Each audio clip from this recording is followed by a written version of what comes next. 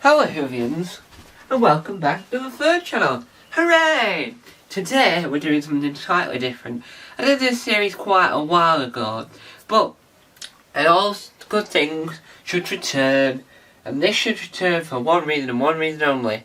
It's got a marvellous cast, it's a wacky radio sitcom, and it's amazing. So, if you watched Amazing Universe, right, all my 20 YouTube channels, you will know I've interviewed Chris Cantrell, one half the Delightful Sausages, and Tom Burgess, who works at Blue Peter but is also a comedian in his own right. So, what does that mean for me? What has that got to do with me? Well, that's got to do with me because this review made it more compulsory listening, because it meant that more people that I know are involved in it, which meant that it's more likely to be more incredible than you would think. And boy, was it more incredible than you could think. This programme is called Icklewick FM. If I've mispronounced it, sorry. That might have happened. Icklewick FM. Icklewick FM is a 6-part Radio 4 sitcom now available on BBC Sounds, and probably in 12, 10, 15 years time available on Audible in the future. Who knows? Now, it's centred around this fictional radio station. It's like if Royston and Vasey was condensed into 2 personalities. So if the League of Gentlemen were 2 people, then that was amazing. So it stars Chris Cantrell, Amy Gledhill, and a selection of other people such as Colin Holt and Mark Silcox. They are the key cast. Assembled cast, so scattered cast that are scattered throughout the series is Tom Burgess, Lucy Beaumont, and etc. What I mean by etc is that there's many other people that I will be here for 4 million years, researching and developing a list of all of them. So, what is the show about? What is the premise of the show before I get into my review? How do I tell you what the show is so you know when to go and listen to it and what to do about it? Well, Icklewick FM is a radio station in the town of Icklewick. Icklewick is a town full of weirdness, full of wildness. Janet Connolly's knocking about. She played Barbara Nice, who has appeared on Britain's Got Talent and in the other fantastic Radio Wales sitcom The Learners, and she's also appeared on Doctors, the daytime soap. So, why is the programme made and why is it important? Well, it's important because you don't get to see much creativity like this. The Radio 4 have uploaded onto different social platforms online that animations of it. So I do think, right, if we were going to translate this into a visual medium, animation, the way BBC Radio 4 was doing it, is the way forwards, because it won't work live action, not at all, it's too weird. So the show is centred around Icklewick FM, a local radio station that is hosted by Amy and Chris, right? And they are trying to just entertain the town of Icklewick, but weird things are happening.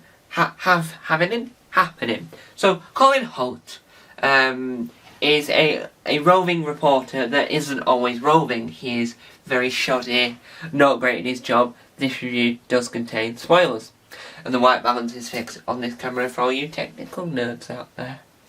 So, the show itself, right, works really, really well. It is incredible. It is phenomenal. Tom Burgess is amazing in it. Lucy Beaumont is amazing in it. Janet Connolly is amazing in it. Mark Silcox is amazing in it. Chris Cantrell and Amy Gledhill both amazing in it. Each episode is about one thing or another. So in one episode, it's all about a queue. And the whole episode is trying to work on what this queue is, and why this queue exists, and whether or not this queue means anything at all. There is another episode that basically the purge, but a lot less violent, more of gathering around the notion of attacking, right? So that's how plot of the joke was plot around the killing and not really any of the killing itself. So it's more of a vital programme. In the list of programmes that need to be made for the radio, this is one of them, because it's more of it reminds people of what it was like watching like early days and radio versions of League of Gentlemen, and this programme just sells itself as League of Gentlemen but for a new audience, and this is what it needs to be. We need our new versions of Papa Announcer, we need all this, because that show was amazing, and this is what it is. Icklewick FM is incredible. Mark Silcox is funny as this deadpan radio producer that produces the show and just sits there and goes, I've auctioned out this is the phone lines for other things, for cheaper things, and all these people that keep on ringing up the radio station, all these things that happen are just immaculate to the show. My favourite episode is the Q episode, because Colin Holt's character Brian, I won't say his last name because this is a family friendly review, and the show it's on at 11 PM, which doesn't really change much, but it's really a family friendly Radio 4 show, so younger kids, so I would say 13 up would be able to watch this. I wouldn't say any younger. So, well, not watch it, listen to it on BBC Sounds, on the app and on the website. And so, the Q episode is incredible because it's like, there's this element of, they need to entertain Icklewick and they need to continue with this show, but at the same time, you sort of want to know about this Q, and every time you try and find out about this Q, nothing happens, nothing goes forward, because it's always stuck in the same thing. And so the outcome of the episode, the punchline that rounds off the episode, works really well. It's a really well-rounded punchline, but the episode itself centres around this idea of something you want to know more about. And what I like about it, right, and I know that it might alienate American listeners, might, because I know that queuing is a global thing, but as a British culture, and one of the key things that we take the mickey out of when we're doing jokes about Britain in itself is our love and our obsession with queuing. Some people join queues for no apparent reason, and that's why this works, because it works in the sense of, right, we've got this concept about queues, how do we make it weird, how do we make it interesting? Right, let's make sure this, what I'm about to say is a massive spoiler if you haven't seen the episode. Or let's make sure the queue goes nowhere and you end up in a massive circle and everyone wants to be in the queue, then the whole show just ends with everyone leading to be in the queue. And that sort of, in itself, makes the episode even more incredible, because you don't know that that's coming, but you have an inkling that something might happen.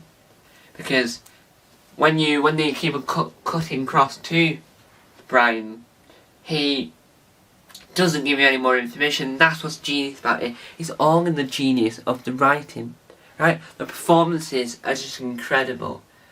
And the final episode where they have the Purge style episode, if you don't know what the Purge is where one night of the year, all laws are off, everything happens, so you can kill, you can steal, you can do whatever you want, and no one gets prosecuted the next day.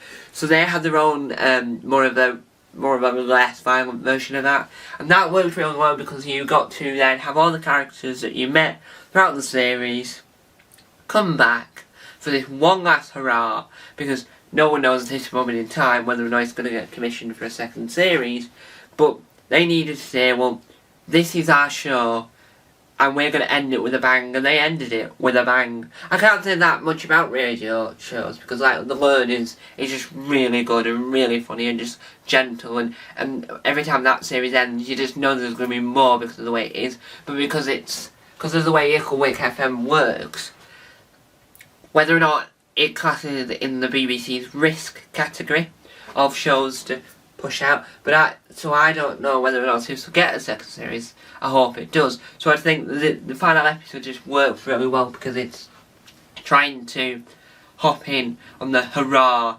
nature of it. And I like how they utilise, or they sort of take inspiration from other local radio stations around Britain, because it's like an episode where they're doing charity stuff and all this, and it just works really well. So I think this show is a must listen. It's incredible, it's amazing, and there's nothing more I can say. So, thank you guys for watching. You can listen to Icklewick FM right now on BBC Sounds app and website. The app's available on Android devices, smart TVs, and Apple products. Thank you guys for watching. Time went about. Bye!